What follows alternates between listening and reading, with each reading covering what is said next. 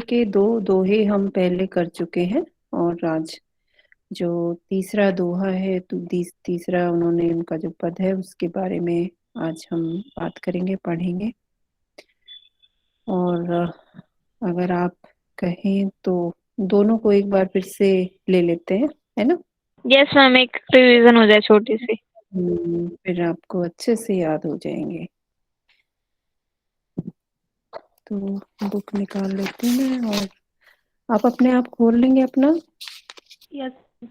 Yes ma'am, आपने तो share कर ठीक है। रखा है। हाँ जी, हाँ जी। तो पेज निकाल लीजिए अपना और मैं अपनी बुक से पढ़ लेती हूँ। देखिए, सबसे पहला जो सतसई का दोहा है, और ये सबसे पहला ही दोहा है सतसई का, बिहारी सतसई का, और सबसे इम्पोर्टेंट भी है। और ये दोहा है: मेरी भव बाधा हरो, राधा नागरी सोई, जातन की झाई परई, सामुग हरित दुति होई। तो इसमें बिहारी अपनी सतसई जो उन्होंने शुरू की है, इसकी समाप्ति के लिए, कि वो अच्छे से ये काम उसका हो जाए, उसके लिए मंगलाचरण के रूप में यह दोहा उन्होंने लिखा है। और अपनी आराध्या, जिसकी वो आराधना करते हैं, राधा, से वो इस भव बाधा के निवारण की प्रार्थना करते हैं। भव बाधा यानी जो सांसारिक बाधाएं हैं, जो दुख कलेश होते हैं जीवन के, तो उनके निवारण की वो प्रार्थना करते हैं। और वे पुराण प्रसिद्ध पर दुख कातर भक्त वत्सला, दुखों के भक्तों के दुखों को हरने वाली राधा जो है, उससे प्रार्थना करते हैं कि वे उसके सांसारिक कष्टों का निवारण करें। यानी राधा जो है, उससे बिहारी वो प्रार्थना करते हैं कि जितने भी उसके सांसारिक कष्ट हैं, बाधाएं हैं, उनको वो हरे, उनका निवारण करे, उनको खत्म करे, जिससे उनकी जो सतसई है, जो उन्होंने ये अपने लिखना शुरू किया है, वो बिना किसी बाधा के, बिना किसी दुविधा के समाप्त हो जाए। तो जिन राधा के शरीर का प्रतिबिंब पड़ने से भगवान कृष्ण भी प्रसन्न हो जाते हैं और वो हरित दूती हो जाते हैं, तो ऐसी राधा से वो ये प्रार्थना कर रहे हैं। तो जो दूसरी पंक्ति है इस दोहे की, उसमें जो है उसके कई अर्थ हम ले सकते हैं, और यही बिहारी का काव्य कौशल है कि इस पंक्ति का प्रसंग के अनुसार, जो इसमें दिया हुआ है, जो प्रसंग है, उसके आधार पर हम कई अर्थ ले सकते हैं। जैसे राधा के गोर वर्ण, यानी उनका जो गोरा रंग है और उनका जो सुंदर रूप है, उसकी प्रशंसा करते हुए कवि कहते हैं कि वे राधा नागरी, जिनके शरीर का प्रतिबिंब पड़ने से श्याम वर्ण वाले श्री कृष्ण जी हरे रंग की आभा वाले हो जाते हैं, ऐसी राधा मेरी भवबाधा हरे। तो अलंकार हेतु श्याम और स्वर्णिम वर्ण को मिलाकर हरित वर्ण बनता है। तो इसकी कल्पना करके जो है बिहारी ने ये पंक्ति कही है। दूसरा अर्थ ये हो सकता है कि राधा कृष्ण के प्रेम की प्रशंसा करते हुए कवि कहता है कि वही राधा नागरी, जिनके तन की झलक आंखों में पड़ने से श्री कृष्ण चंद्र हरे भरे यानी प्रसन्न हो जाते हैं, वे राधा मेरी भव बाधा हरे। तो यहाँ उन्होंने एक तरह से राधा के पीत वर्ण से ही श्री कृष्ण हरे भरे होते हैं, प्रसन्न होते हैं, ये बात कही है। तीसरा अर्थ ये है कि भक्त कवि, क्योंकि बिहारी राधा के भक्त हैं, तो भक्त कवि राधा के सामर्थ्य की प्रशंसा करते हुए कहते हैं कि भगवती राधा का रूप ध्यान करने से, क्योंकि जब भक्त अपने भगवान का अपने हृदय में जो ध्यान करता है, उसके उस ध्यान के करने से समस्त शाम यानी पाप और निष्प्रभ यानी नष्ट हो जाते हैं। तो वे राधा मेरे सांसारिक कष्टों का निवारण करें, ऐसा उन्होंने बिहारी ने प्रार्थना आराधना की है। तो इस तरह से बिहारी को, वैसे देखा जाए तो बिहारी को राधा वल्लभ संप्रदाय के अनुयायी हम कह सकते हैं इसके आधार पर, क्योंकि इस जो संप्रदाय में राधा को अपना आराध्य माना जाता है और उनका विशेष महत्व रहता है इस संप्रदाय के लोगों के लिए, और वे उनसे ही, राधा से ही निवेदन कर सकते हैं अपने सांसारिक कष्टों के निवारण की। तो ये मंगलाचरण के लिए कहा गया, लिखा गया दोहा था, जो बिहारी ने अपनी सतसई शुरू करने के समय सबसे पहला दोहा यही लिखा था। तो इसमें जहाँ तक अलंकारों की बात है, तो श्लेष अलंकार है झाई और श्याम शब्दों में, और इसके साथ साथ उल्लास है, राधा के पीले गुण से कृष्ण को जो हरित वर्ण की प्राप्ति होती है। इसी के साथ साथ हेतु है इसमें, हेतु पीत और श्याम वर्ण का संयोग है। इसके साथ साथ राधा में भवबाधा हरने की शक्ति है। तो इस अर्थ को भी, इस अर्थ का भी समर्थन यहाँ किया गया है। तो इस तरह से हमने इसको देखा, और नागरी शब्द जो है वो एक विशेष अभिप्राय के लिए विशेषण के रूप में प्रयोग किया है। अब दूसरा दोहा हम लेते हैं कि फिरी फिरी चितु उतही रहतु, टूटी लाज की लाव, अंग अंग छवि झोर में भयो भोर की नाव। एक बार फिर से पढ़ लेती हूँ। फिरी फिरी चितु उतही रहतु, टूटी लाज की लाव, अंग अंग छवि झोर में भयो भोर की नाव। इसमें अनुराग से युक्त नायिका जो है वो अपनी सखी से कहती है कि नायक के अंग प्रत्यंग की अनुपम शोभा रूपी नद में फंसा हुआ मेरा हृदय भंवर में पड़ी नौका के समान हो गया है। अर्थात मेरा हृदय जो है वो बार बार उसी के चारों ओर घूमता रहता है, और उसकी जो लज्जा रूपी रस्सी है वो टूट चुकी है, जिससे हम बंधे रहते हैं और सोच समझकर विवेक के साथ कुछ काम करते हैं, लेकिन वो रस्सी ही टूट गई है। तो अब तो वो अपने बिल्कुल स्वच्छंद भाव से उसके चारों ओर विचरण करने लगा है। कौन? उसका हृदय।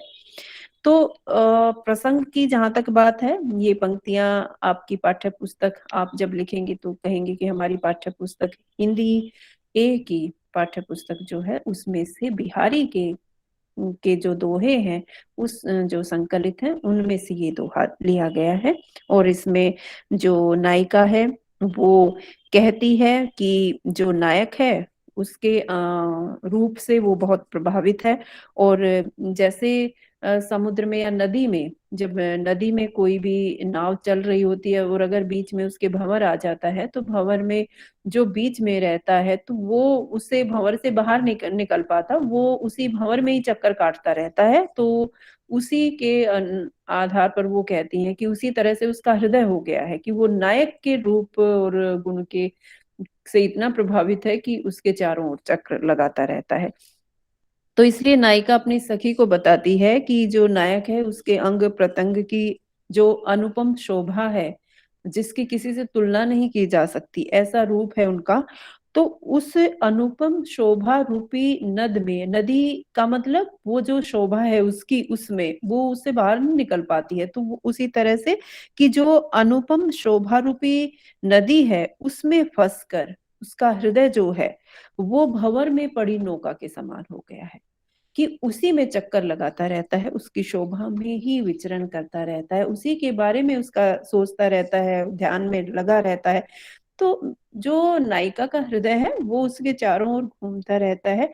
उसकी लज्जा रूपी रस्सी जो है वो टूट चुकी है, क्योंकि अब उसे ये भी नहीं पता कि वो क्या कर रही है। तो लज्जा की बात तो दूर की है, क्योंकि जो नायिका है उसका एक गुण होता है लज्जा वाला गुण। तो वो अब रस्सी टूट चुकी है, तो वो स्वच्छंद भाव से जो है अब वो उसके चारों ओर विचरण करता रहता है, उसका मन, उसका हृदय।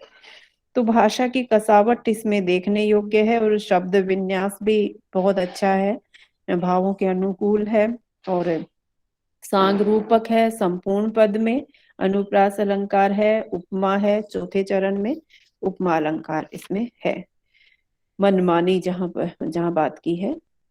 तो ये हमने जो भयो भोर की नाव, यहाँ पे जो है वो उपमा अलंकार है। तो ये दूसरा हम जो पहले ही कर चुके हैं। अब बात आती है तीसरे की। तीसरा जो पद है, दोहा है, वो है जोग जुगती सीखिए सबई, मनो महामुनि मैन, और चाहत प्रिय अद्वैतता कानन नु सेवत नैन। तो जोग जुगति अनुप्रास अलंकार है, एक ज वन की आवृत्ति हुई है। सीखिए सबई मनो, मनो उत्प्रेक्षा अलंकार के लिए आता है। जहां मनो आता है तो वहां उत्प्रेक्षा अलंकार होता है। जैसे आ जाता है, जो आ जाता है, तो ये सारे जो शब्द हैं वो अनुप्रास उत्प्रेक्षा अलंकार के होते हैं। इसी तरह से के, समान, सम, ये शब्द जो है उपमा अलंकार के लिए प्रयोग होते हैं। तो जोग जहां पर वर्ण की आवृत्ति होती है वहां अनुप्रास अलंकार होता है, और जहां पर एक शब्द में दो अर्थ छिपे हों वो श्लेष अलंकार होता है। तो अब हम एक बार इसको फिर से पढ़ लेते हैं कि जोग जुगति सीखिए सबई मनो महामुनि मैन, चाहत पिय अद्वैतता कानन नु सेवत नैन। नायिका के जो नयन हैं बहुत विशाल हैं, दीर्घ आकार के हैं, बड़े हैं। तो जो ये नयन हैं, नायिका के जो नेत्र हैं, इनको देखकर उस नायिका की सखी कहती है कि कामदेव रूपी बहुत बड़े योगी ने, कामदेव रूपी महान योगी ने तुम्हारे नेत्रों को मानो प्रियतम से संयोग के लिए सारी युक्तियां, जितने भी तरीके होते हैं, वो सब सिखा दी हैं।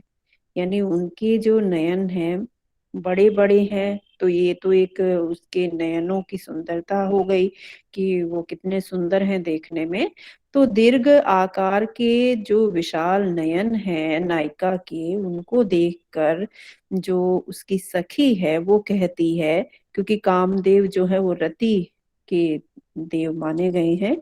तो कामदेव जो है वो महान योगी हैं, जैसे उसके रूप में महान योगी हैं कि कामदेव रूपी महान योगी ने तुम्हारे नेत्रों को मानो, उत्प्रेक्षा अलंकार है, मानो प्रियतम से संयोग की, यानी प्रियतम से मिलन की सारी युक्तियां सिखा दी हैं कि प्रिय से मिलन किस तरह से हो सकता है।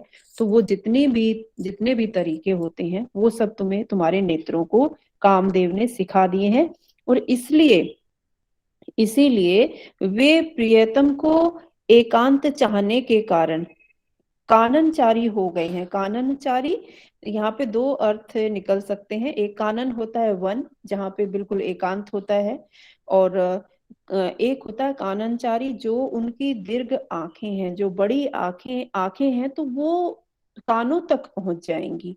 उनकी आंखें जो हैं वो बड़ी होने के कारण जो है वो कानों तक फैली हुई हैं, और वो हमेशा अपने प्रियतम के सानिध्य की अभिलाषी हैं, यानी इच्छा रखती हैं उनके साथ रहने की।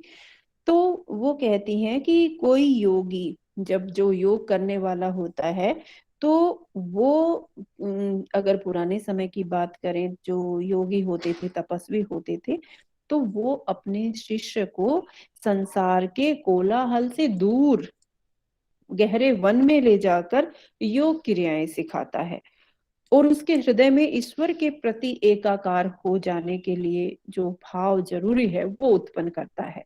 और इसलिए पहले के जो योगी होते थे, तपस्वी होते थे, वो सांसारिक मोह माया छोड़ने की बात करते थे। और क्योंकि जब आप संसार में रहेंगे, उन लोगों के बीच में होंगे, तो उनसे प्रभावित होंगे, आपका मन उनकी तरह से रहने का भी करेगा, और तपस्या के लिए तो सब कुछ त्याग करना पड़ेगा।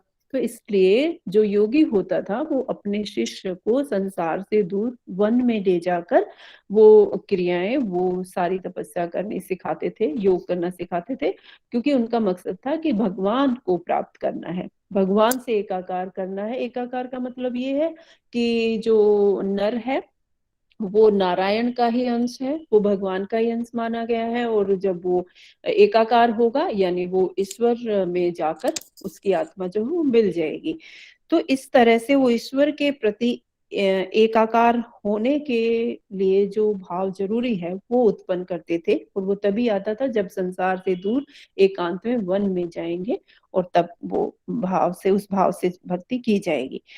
तो जिस प्रकार से योगी अपने शिष्य को संसार के कोलाहल से दूर ले जाकर वह बहुत गहरे वन में ले जाकर योग क्रियाएं सिखाता है और अपने उसके हृदय में ईश्वर के प्रति जो एकाकार होने की भावना उत्पन्न करता है, उसी प्रकार से मदन रूपी महामुनि जो ये है, मदन यानी कामदेव रूपी, जो ये बहुत बड़ा मुनि है, बहुत बड़ा योगी है, उसकी उसी में वो शिक्षा दीक्षा देकर तुम्हारे नेत्र जो है वो उसी तरह से उन नेत्रों को शिक्षा दी गई है, और वे प्रियतम को देखने के लिए पारंगत हो गए हैं, यानी उसके अभ्यस्त हो गए हैं, और इसलिए सदैव वो नायक की ओर ही उन्मुख होते हैं, यानी उनका मन हमेशा उस नायक को देखने का ही करता है।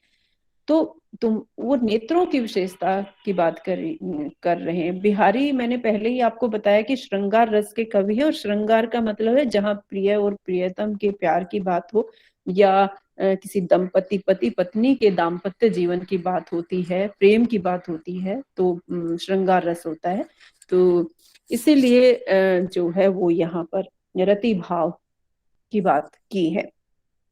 तो इसमें जोग जुगती सीखिए, यानी जितने भी जुगतियां, जितने भी युक्तियां हैं, जितने भी योग हैं, सारी युक्तियां जो हैं सीखिए, सिखा दिए हैं सभई, यानी सारे मनोमान महामुनि मैन, मनो यानी मानो, महामुनि कामदेव ने, मानो कामदेव ने तुम्हारे नेत्रों को प्रेम की जितनी भी युक्तियां होती हैं वो सब सिखा दी हैं।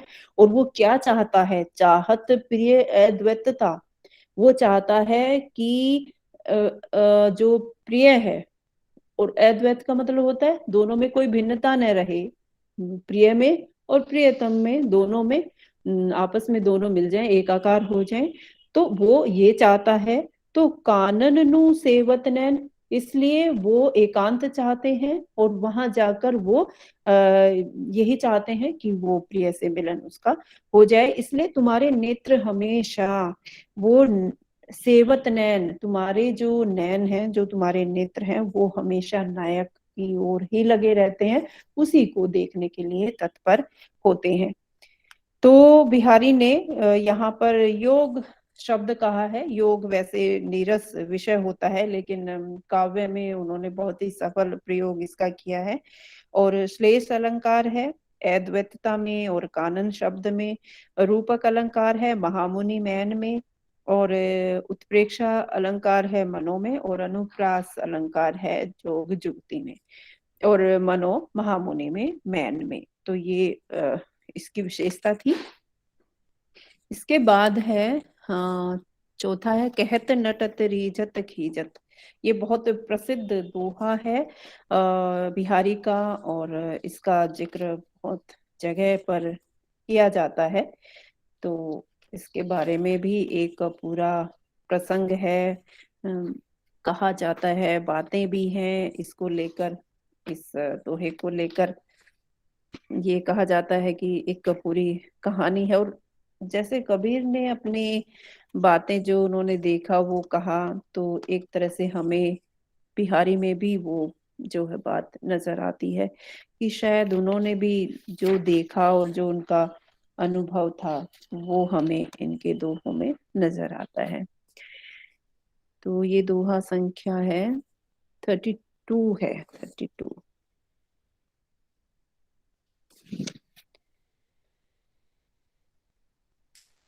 तो इसमें क्या है, पहले तो इसको पढ़ लेते हैं कि कहत नटत रीजत खीजत मिलत खिलत लजियात, भरे भौन में करत हैं नैनन मूसी सब बात। देखिए, कहत नटत रीजत खीजत मिलत खिलत लजियात, आप इनका इनका देखिए शब्द देखिए, इन्होंने कितने अच्छे से शब्दों का प्रयोग किया है, और हर शब्द का अपना अर्थ है। कहत कहते हैं, नटत नाटना मना करना, रीझत यानी रीझते हैं, खीजत फिर खींचते हैं, खींच पैदा होती है, मिलत फिर मिलते हैं, खिलत खिल जाते हैं, लजियात लज्जा से परिपूर्ण हो जाते हैं। क्या कहा है, किसके बारे में कह रहे हैं? कुछ कुछ पता चल रहा है किसका वर्णन है? नेत्रों का वर्णन है कि नेत्र संचालन। आपको पता है ना कि बहुत बार आंखों से भी बहुत कुछ कहा जाता है। हम भीतर मन से ना कहें और आंखों ही आंखों में हम कुछ कह जाते हैं। जब कई बार होता है आप किसी के घर गए हैं और बहुत देर हो गई है बात करते करते, और जो आपके अपने परिचित हैं आप वो खोए हुए हैं, बहुत देर हो गई है, तो अब सीधे सीधे तो कुछ नहीं कहते, तो आप आंखों ही आंखों में इशारा कर देते हैं कि अब बहुत समय हो गया है, चल उठ लीजिए, है ना। या फिर कहीं जब छोटे बच्चे यस होते मैम। हैं, तो छोटे बच्चे जब किसी के घर गए होते हैं और वो उल्टा सीधा काम करते हैं, तो माता पिता आंखों ही आंखों से उनको डरा रहे होते हैं, धमका रहे होते हैं। अब मेहमानों के सामने कुछ कह नहीं सकते, तो इसलिए उनको आंखों से ही समझाना पड़ता है। तो आंखें जो है हमारी, जो हमारे नेत्र हैं, वो भी बहुत कुछ कहते हैं। और जब नायक और नायिका होता है, प्रेम और प्रेमिका जहां पर होते हैं, उनको बहुत सारी सांसारिक मर्यादाओं का भी ध्यान रखना होता है, तो वे आंखों ही आंखों में बात करते हैं। उसी का वर्णन जो है वो बिहारी ने कहा किया है यहाँ पर। तो वो नेत्रों की बात कर रहे हैं कि कहते हैं कुछ, कहत नटत रीजत खीजत मिलत खिलत लजियात, कि जो नेत्र संचालन की जो चेष्टाएं हैं, उनके द्वारा नायक और नायिका किस प्रकार से अपने बड़ों के सामने, या जो हमारे गुरुजन होते हैं उनसे भरे भवन में करत हैं। भवन होता है भवन, जो भरे यानी भरा हुआ है, और में करत है यानी जो गुरुजनों से भवन भरा हुआ है, उसमें वे एक दूसरे से अपने भावों की अभिव्यक्ति करते हैं। अब यहाँ पर उनके बड़े बैठे हैं, लेकिन वो अब ऐसे में वो कैसे एक दूसरे से बात करें, तो इसलिए वो उस स्थिति में जो एक दूसरे से, नायक और नायिका के जो नेत्र आपस में बात कर रहे हैं, इसका वर्णन है। इसका वर्णन एक सखी, यहाँ पर बिहारी एक सखी दूसरी सखी से कह के उस चीज का उल्लेख कर रहे हैं कि एक सखी दूसरी से कहती है कि नायक अपने अभिष्ट की ओर संकेत करता है, जो वो चाहता है, नायक जो चाहता है उसका संकेत करता है। अर्थात जो रति क्रीड़ा के लिए यानी प्रेम के लिए वो उससे प्रार्थना करता है, याचना करता है।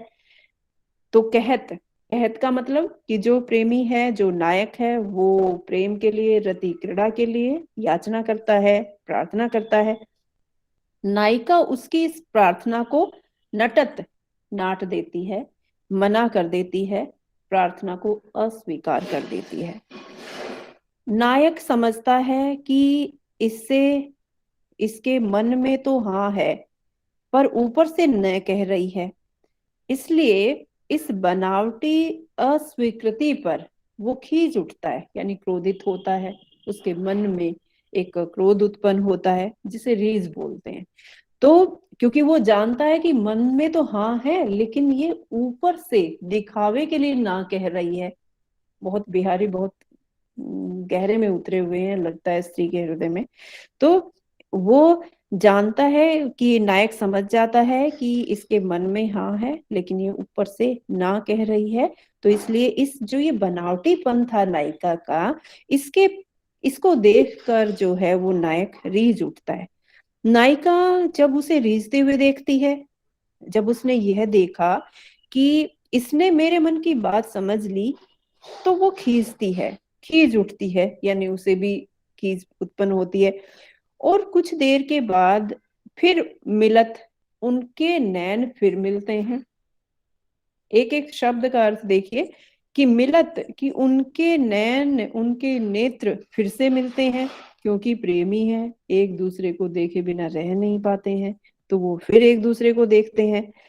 तो नायक नायिका के इतनी जल्दी जो रीझ छोड़कर, जो उनका आपसी हुआ था, नेत्रों में एक रीझा था एक खींचा था, तो इसको दोनों छोड़कर दोनों फिर से उनके नेत्र मिलते हैं।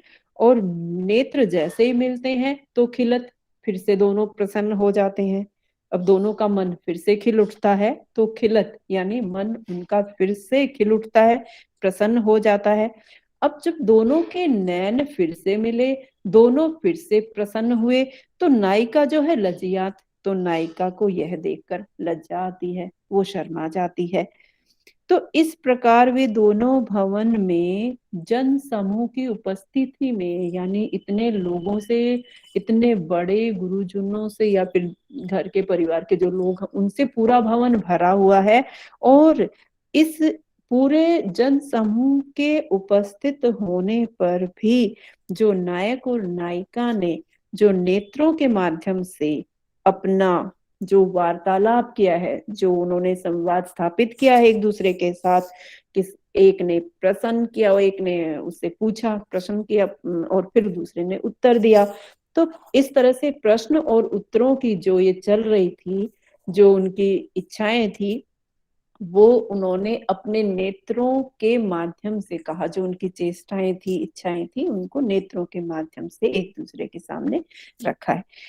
तो बिहारी का ये बहुत ही अच्छा दोहा माना गया है और बहुत प्रसिद्ध दोहा है ये। और इसमें विभावना अलंकार है, क्योंकि विभावना में कारण नहीं होता फिर भी कार्य हो जाता है, यानी यहाँ दोनों बात नहीं कर रहे लेकिन बात हो रही है, और साथ में अनुप्रास अलंकार है। तो ये भी हमने पढ़ा, कहत नटत रीजत कीजत मिलत खिलत लजियात, भरे भवन में करत है नैनन हूँ सब बात। तो ये उसके बाद है उनका एक और दोहा है, वो भी बहुत ही बढ़िया है। नहीं परागु नहीं मधुर, मधु नहीं विकासु इहि काल। नहीं परागु नहीं मधुर मधु, नहीं विकासु इहि काल। अली कली ही सो बंध्यो, आगे कौन हवाल। ये ऐसा माना गया है कि जयपुर के राजा थे जय सिंह, उनका विवाह हुआ था, नया नया विवाह हुआ था, और जो उनकी पत्नी थी, जो नवोढ़ा हम जिसको कहते हैं, नायिका की एक कैटेगरी है, एक श्रेणी है नवोढ़ा नायिका। तो जो ऐसी युवती होती है जिसका अभी हाल में विवाह हुआ हो, और तो उसके प्रेम पास में इतने बंध गए थे, वो इतने फंस गए थे उनके प्रेम में, वो इतने उलझे हुए थे कि वो अपनी प्रजा को भूल गए थे। उनका राजा के रूप में उनका क्या कर्तव्य है अपनी प्रजा के प्रति, और क्या उनको करना चाहिए एक राजा को, तो वो बिल्कुल उनकी स्मृति से ये बातें जा चुकी थी, और वो इतने उनके प्रेम जाल में फंसे हुए थे कि एक राजा के रूप में उनका क्या कार्य होता है और प्रजा की जो एक देखभाल होती है, उसके लिए जो काम करना होता है, उससे बिल्कुल दूर होते जा रहे थे। तो मैंने आपको बिहारी का जब परिचय दिया था तो उसमें बताया था कि वो जयपुर के राजा जयसिंह के राजकवि भी रहे हैं। तो जब वो कहीं बाहर गए हुए थे, और जब कुछ दिनों के बाद जब बिहारी आए जयपुर में, तो उन्होंने देखा कि कोई विकास ही नहीं हुआ था वहां पर। जैसा वो छोड़कर गए थे जयपुर को, वैसा ही था, और वहां पर कुछ भी विकास नहीं हुआ था। और जब वो लोगों से मिले और लोगों से उन्होंने, प्रजा से जब बात की, तो उन्हें इस बात का पता चला कि जो राजा है जयसिंह, वो तो अपनी जो नवोढ़ा पत्नी है उसी के प्रेम पास में उलझे हुए हैं। तो इसलिए उन्होंने राजा जयसिंह को सचेत करने के लिए यह दोहा लिखा था, ये नहीं परागु नहीं मधुर मधुर। तो ये दोहा उन्होंने लिखा और जाकर उन्होंने जयसिंह को सुनाया, और उसके बाद क्योंकि जयसिंह राजा जो थे वो बहुत मानते थे बिहारी को, और उनको जब ध्यान आया कि वो क्या कर रहे हैं, तो इसी में वो कहते हैं कि नहीं परागु नहीं मधुर मधु, नहीं विकासो इहि काल। अली कली ही सो बंध्यो, आगे कौन हवाल। तो इसमें राजा जयसिंह को सचेत करते हुए कवि ने भ्रमर के माध्यम से जो बात कही है, ये दोहा लिखा है। वो कहते हैं कि अली शब्द आया, हम इसी से शुरू करेंगे। अली का मतलब होता है भ्रमर, यानी जो फूलों का रस लेता है, उसको कहा है कि हे भ्रमर, तू जिस कलिका पर मुग्ध हो रहा है, जिस जो कली अभी पूरी खिली नहीं है, जिस कलिका पर तुम्हारा मन मुक्त हो रहा है, और तुम तन्मय होकर मतलब सारे इस अपनी प्रजा, अपने राज्य को छोड़कर जिसके रसपान में तुम लीन हो गए हो, जिसके प्रेम पास में तुम बंधे हुए हो, एक बार विचार करके तो देखो, एक बार विचार करके देखो कि ये जो कली है, जो अभी फूल भी नहीं बनी है, ये जो कली है, न तो अभी इसमें पराग है, न इसमें मकरंद है, और न ही ये पूरी तरह से इसके रूप आकार का विकास हुआ है। अब ये बताओ कि अभी तो ये कली है, इसने पुष्प का रूप भी धारण नहीं किया है, तो जब ये कली पुष्प का रूप धारण करेगी तो आगे चलकर, यानी जब ये रस राग और पराग से पूर्ण हो जाएगी, तब तेरी क्या स्थिति होगी। तो इस दोहे में भ्रमर के बहाने से जो राजा जयसिंह अपनी प्रियतम से इतना वो आसक्त हो गए थे, उनको यह शिक्षा दी जा रही है कि जिस नायिका पर तुम अपना सब कुछ न्यौछावर कर रहे हो, जिसमें तुमने जो सब कुछ भूले बैठे हो, अभी तो वो तरुणा भी नहीं हुई है, अभी तो उसमें वो कांति भी नहीं आई है, वो यौवन के लिए जो परिपूर्णता संपूर्णता होती है वो भी अभी पूरी नहीं हुई है। तो इस तरह से उनके प्रति अनुराग होना, अनुरक्त होना उनमें इस तरह से वो सही नहीं है, क्योंकि अगर ऐसा तुम करोगे तो ये तुम्हारे लिए सही नहीं होगा, और आगे तुम्हारी क्या दशा होगी, इस बारे में भी विचार करो, सोचो। और ऐसा माना गया है कि ये जो हम इसको, अब ये बातें सुनी सुनाई है, इनमें कितनी सच्चाई ये तो नहीं कह सकते, लेकिन ये माना गया है कि ये जो दोहा है, यही दोहा सतसई की सृजन प्रेरणा है। यानी जब उन्होंने ऐसा देखा था तो उसी से प्रेरित होकर, इस दोहे से प्रेरित होकर ही उन्होंने सतसई लिखी थी। तो ये इसमें अन्योक्ति है। अन्योक्ति अलंकार वहां होता है जहां किसी और को प्रस्तुत करके किसी और के बारे में कहा जाए। यहाँ पर भ्रमर के बारे में कहा गया है, लेकिन वो कहे राजा जयसिंह को रहे हैं, तो अन्योक्ति अलंकार है। इसके साथ साथ श्लेष है, क्योंकि एक अर्थ के साथ साथ एक शब्द के साथ दो दो अर्थ यहाँ हम देख रहे हैं। तो और इस तरह से जो नायिका है वो मुग्धा, सब किया मुग्धा एक जो श्रेणी है नायिका का वर्ग, उस ये उसमें दिया गया है। तो इस तरह से ये बिहारी के दोहे हमने किए। बस यही 5 दोहे आपके सिलेबस में हैं जो हमने पढ़े यहाँ पर। किसी को कोई दोहा दोबारा पूछना है तो पूछ सकते हो। समझ नो में आ, मैम। अच्छा ठीक है, समझ में आ गया सब। Yes ma'am. ठीक है, यस मैम। ठीक है। तो बिहारी पर जो प्रश्न है वो हम नेक्स्ट क्लास में लेंगे, क्योंकि अभी समय भी कम है, 4 मिनट ही रहती हैं, तो वो अगले क्लास में करेंगे। मुख्य रूप से बिहारी के ऊपर श्रृंगार रस को लेकर आता है, क्योंकि उन्होंने उन्होंने श्रृंगारिक कविता इसमें लिखी है, वो दोहे श्रृंगार रस से परिपूर्ण है, तो इसी पर प्रश्न उनसे पूछा जाता है, उनके ऊपर आता है, उसी की बात करेंगे हम मुख्य रूप से। ठीक है, तो 2-3 प्रश्न और हैं, वो हम बाद में लेंगे। Okay ma'am. मैम